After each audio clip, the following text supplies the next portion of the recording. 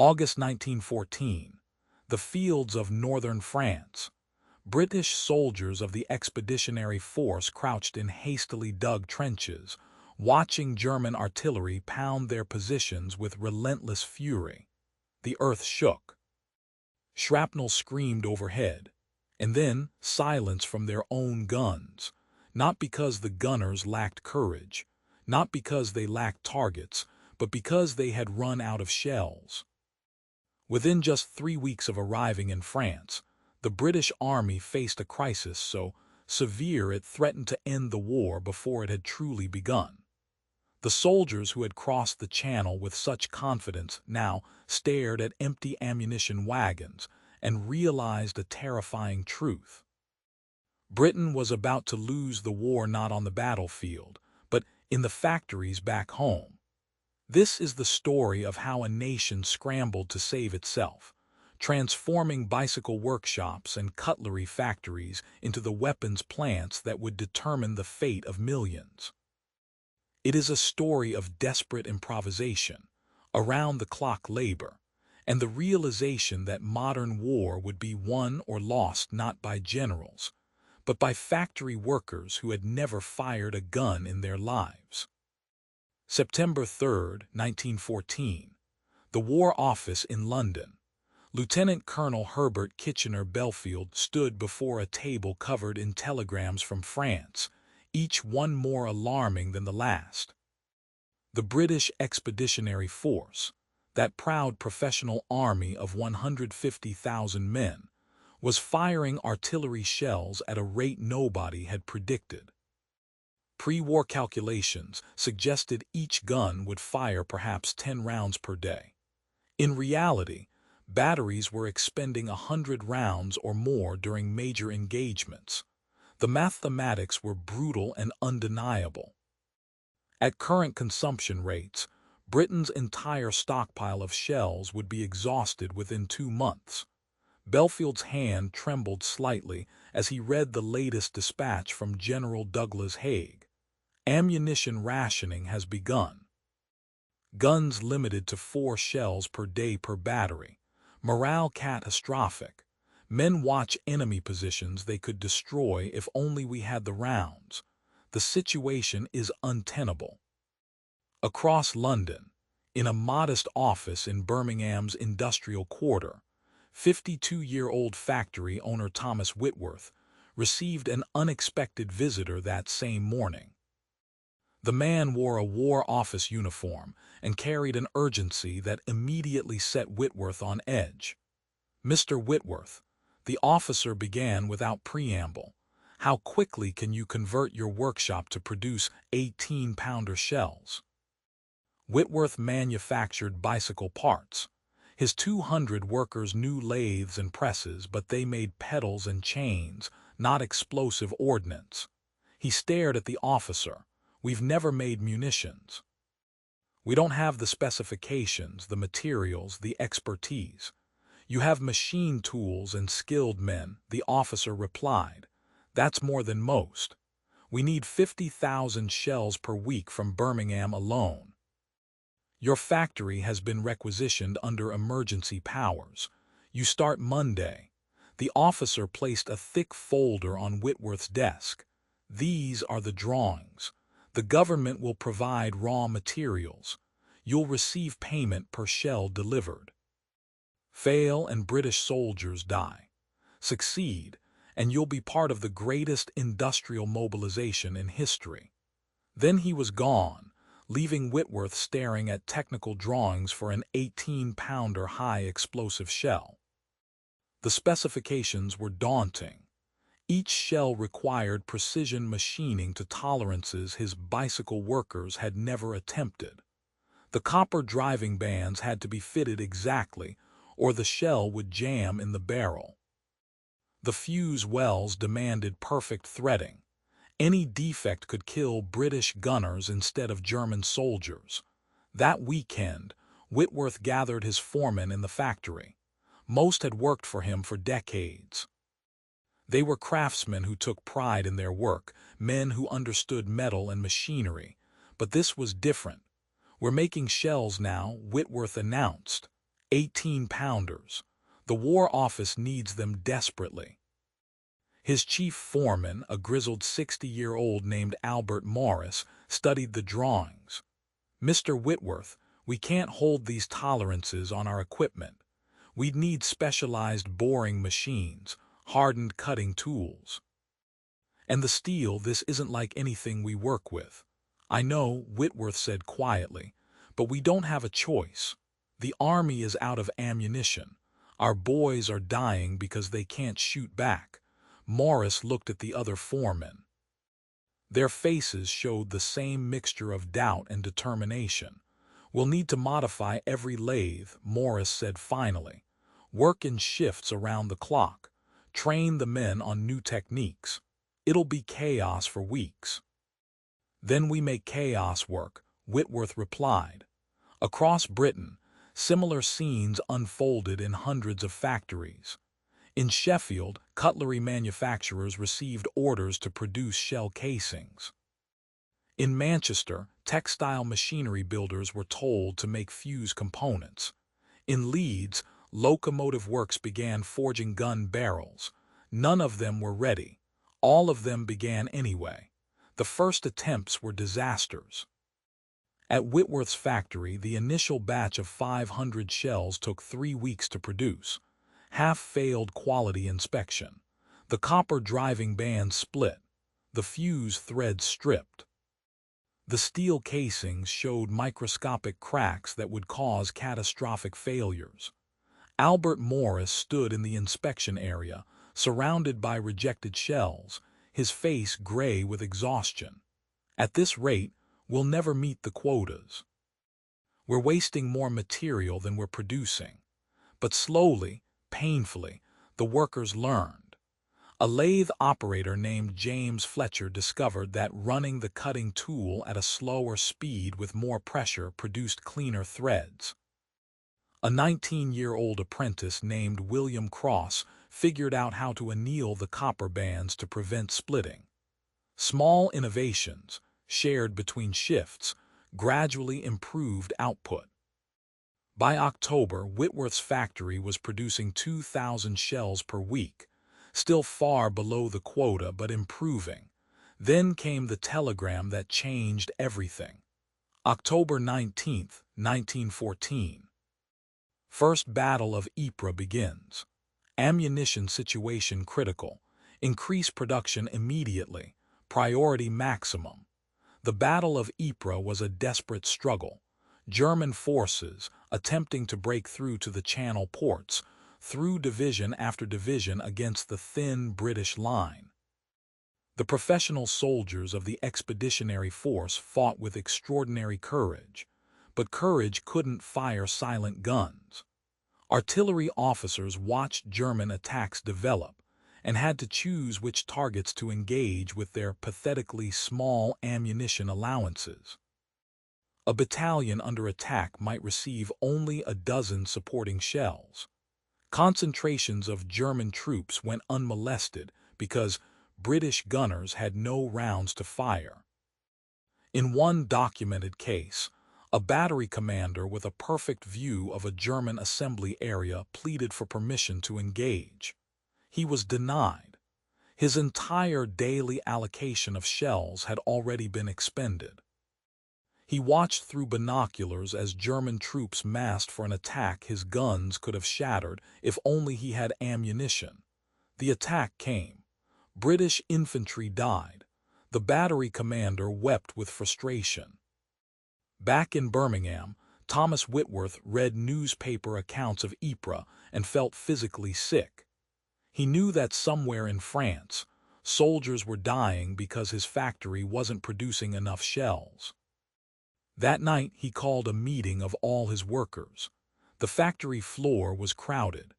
Men from all 3 shifts stood together, tired faces illuminated by harsh electric lights. Whitworth climbed onto a workbench so everyone could see him. "I won't lie to you," he began. "What we're doing isn't enough. The army needs 3 times what we're producing. I know you're exhausted. I know the work is difficult. But I need to ask for more." A voice called from the back. "What are you asking, Mr. Whitworth?" "I'm asking you to work longer, to skip rest days, to bring in your sons, your brothers, anyone who can learn. I'm asking you to help me turn this factory into something it was never designed to be, because British soldiers are dying from lack of shells." The silence stretched. Then Albert Morris stepped forward. "We'll do it. But we need better equipment. The lathes are wearing out from continuous operation. We need more cutting tools, more raw materials, more of everything." Whitworth nodded. "I'll get it. I'll beg, borrow, or steal whatever we need. You just keep those shells coming." What followed was a transformation that bordered on miraculous. Whitworth mortgaged his home to buy additional machinery. He recruited workers from other industries, offering premium wages. Women, previously never employed in his factory, were hired and trained. The factory expanded into adjacent buildings. Within a month, Whitworth's operation employed 600 people working in 4 shifts. The factory never stopped. At 3 in the morning, lathes screamed and presses thundered. Sparks flew in showers of orange light. The air reeked of cutting oil and hot metal. Workers developed techniques through trial and error, learning to machine shells with a speed that would have seemed impossible weeks earlier. A 16-year-old girl named Margaret Dawson, hired to operate a drill press, became so proficient she could complete a shell casing in half the time of experienced machinists. When asked her secret, she shrugged. "I just watch the metal. It tells you when it's ready for the next cut." By December, Whitworth's factory alone was producing 8,000 shells per week. Across Birmingham, similar expansions multiplied output. Sheffield's factories, initially producing only 5,000 shells weekly, reached 40,000. Manchester added another 30,000. The transformation was happening, but it was a race against time. At the front, British forces clung to their positions through the First Battle of Ypres by the narrowest of margins. Ammunition remained desperately short. Gunners fired single shells at targets that deserved barrages. Infantry attacks went unsupported. Defensive positions couldn't be properly registered, but they held. Barely. When the battle finally ended in late November, British casualties exceeded 50,000 men. German casualties were even higher. It was a victory of sorts, but everyone knew the truth. Britain had nearly lost everything because it couldn't supply its own army. In London, the War Office compiled statistics that were simultaneously encouraging and terrifying. Shell production in August, 70,000 rounds. October, 180,000 rounds. December, 250,000 rounds. The increase was remarkable, but projected needs for 1915 suggested Britain would require over 2 million shells per month. The gap between production and need remained enormous. Yet something fundamental had changed. British industry had proven it could adapt, could transform, could learn. The bicycle maker in Birmingham, the cutlery manufacturer in Sheffield, the textile engineer in Manchester, they had become munitions producers. Not perfect ones, not yet efficient ones, but producers nonetheless. The foundation was laid. In January 1915, Thomas Whitworth received a visit from a War Office procurement officer. The man toured the factory, now unrecognizable from its pre-war state, and nodded with satisfaction. "Mr. Whitworth, your production rates are among the highest in the Midlands.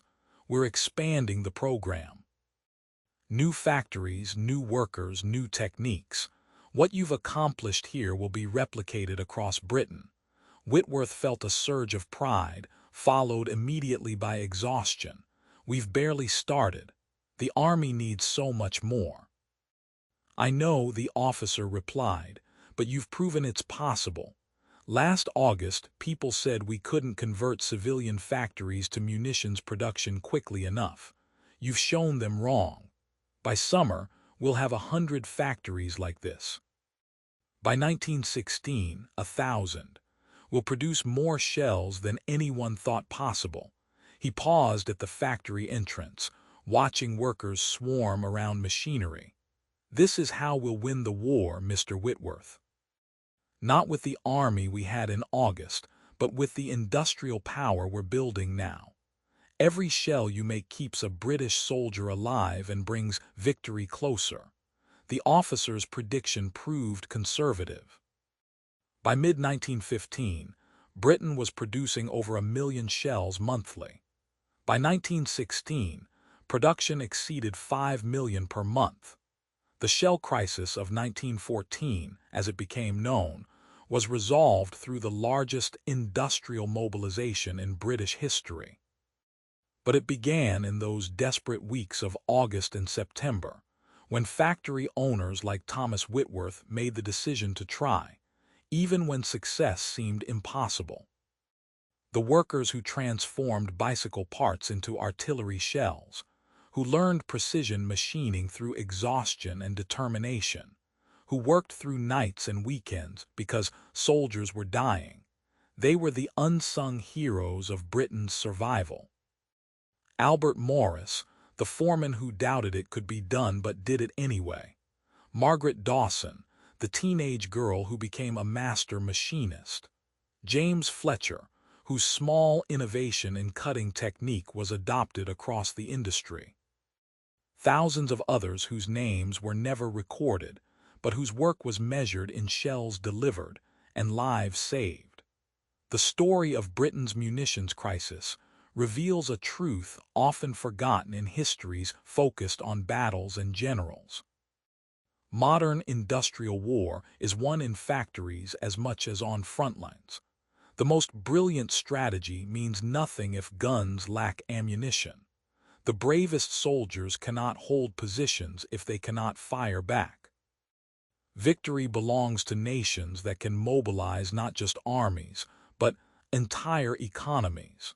In August 1914, Britain learned this lesson the hard way, coming within weeks of catastrophic defeat because its industrial capacity couldn't support its military ambitions. But Britain also demonstrated something remarkable: the ability to recognize crisis, mobilize resources, and transform civilian industry with a speed that surprised even its own leaders. The shells produced in those first desperate months were often crude, sometimes dangerous, never quite enough. But they kept British guns firing through the critical battles of late 1914. They bought time for the massive expansion that would follow. They proved that ordinary workers, given urgent purpose and minimal training, could accomplish extraordinary things. By war's end, Britain had produced over 170 million artillery shells.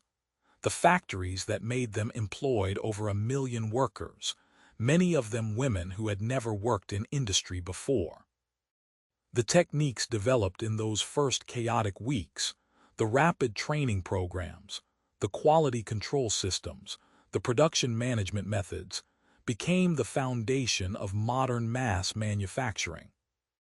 Thomas Whitworth's factory, which struggled to make 500 shells in its first 3 weeks, was producing 15,000 per week by war's end.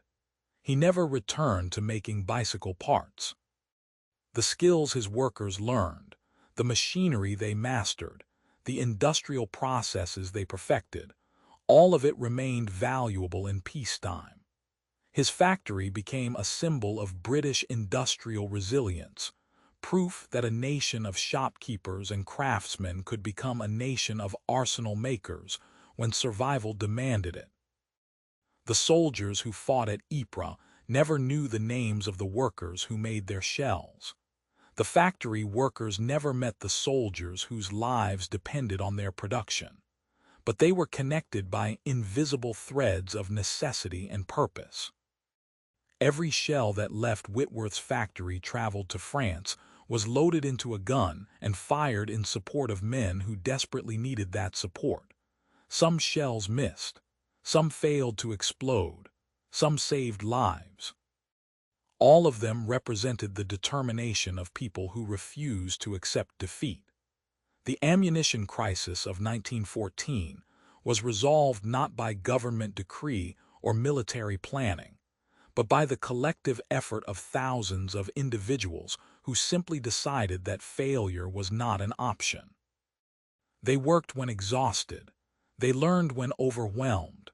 They persevered when success seemed impossible. And they won. Not with grand gestures or heroic charges, but with the steady accumulation of shells produced, quality improved, and quotas met. The story reminds us that wars are not won solely by those who fight, but by those who supply the fighters. The factory worker is as essential as the soldier, the machinist as important as the general. The teenage girl operating a drill press contributes as much to victory as the officer planning strategy. Britain's survival in World War I depended on recognizing this truth and acting on it with desperate urgency. The transformation of British industry in late 1914 established patterns that would repeat in World War II and beyond. The rapid conversion of civilian production to military needs. The mobilization of previously untapped labor forces. The development of mass production techniques under extreme time pressure. All of it began in those frantic weeks when bicycle makers became shell producers and the fate of the nation hung in the balance. Today, the factories are mostly gone. The workers have passed into history. The shells they made were fired long ago, but the lesson remains. National survival in modern war requires more than military courage. It requires industrial capacity, skilled labor, and the willingness to transform entire economies in service of urgent need. Britain learned that lesson in August 1914, nearly died from learning it too late, and ultimately survived because ordinary people accomplished extraordinary things under impossible circumstances. The shells they made, crude and imperfect as they were, kept the guns firing through the darkest days. And that made all the difference.